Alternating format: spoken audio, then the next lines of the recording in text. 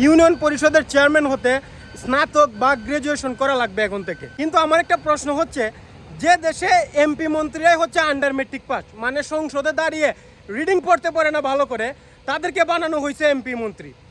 Even ঋণ খেলাফির অবস্থা তো আছে, বিএনপি বলেন, জামাত বলেন, বিভিন্ন পার্টি বলেন, সবখানেই ঋণ খেলাফি অনেকেই আছে।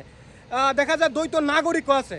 সো একজন ইউনিয়ন পরিষদ চেয়ারম্যানের ক্ষেত্রে যদি স্নাতকটা করা হয়, মানে গ্রাজুয়েশন কমপ্লিট করতে লাগে তাদেরকে, তাহলে এই যে এমপি মন্ত্রীরা আছে যারা আন্ডার মেট্রিক পাস, ভালো করে রিডিংও পড়তে পারে না, দ্বৈত নাগরিক, ঋণ খেলাফি, সো এদের বিষয়ে আপনাদের অ্যাকশনটা কি?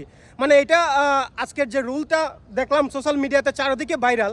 সো জিনিসটা হচ্ছে কি, ইউনিয়ন পরিষদে চেয়ারম্যানের শিক্ষাগত যোগ্যতা গ্রাজুয়েশন বা স্নাতকোত্তর দরকার। দ্যাট মিনস এটা হচ্ছে টিনের ঘরে এসি লাগানোর মতো একটা অবস্থা আর কি। সো আমার কাছ থেকে জিনিসটা এরকম লাগলো, জানি না আপনাদের কাছে কেমন লাগছে।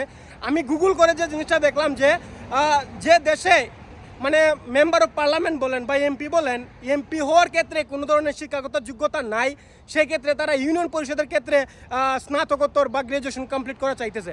হ্যাঁ, নির্দ্বিধায় শিক্ষাগত যোগ্যতা যারা কোয়ালিফাইড বা ভালো শিক্ষাগত যোগ্যতা যাদের আছে তাদেরকে ক্ষমতায় বসালে ভালো কিছু আশা করা যায়।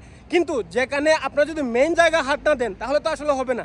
যারা রুল মেকার্স বা যারা ল মেকার্স, আমরা বলি মেম্বার অফ পার্লামেন্ট বা এমপি সাহেবগণ, এমপি মন্ত্রী, ওদের যদি শিক্ষাগত যোগ্যতা আন্ডার মেট্রিক পাস থাকে, তাহলে এরকম ইউনিয়ন পরিষদের আসলে শিক্ষাগত যোগ্যতা নিয়ে টানাটানি করাটা আমার কাছে টোটালি হাস্যকর মনে হইতেছে। এতএব আমি মনে করি ইউনিয়ন পরিষদ চেয়ারম্যানের শিক্ষাগত যোগ্যতা গ্রাজুয়েশন বা স্নাতকোত্তর চাওয়া মানে হচ্ছে টিনের ঘরে এসি লাগানোর মতো বিষয়।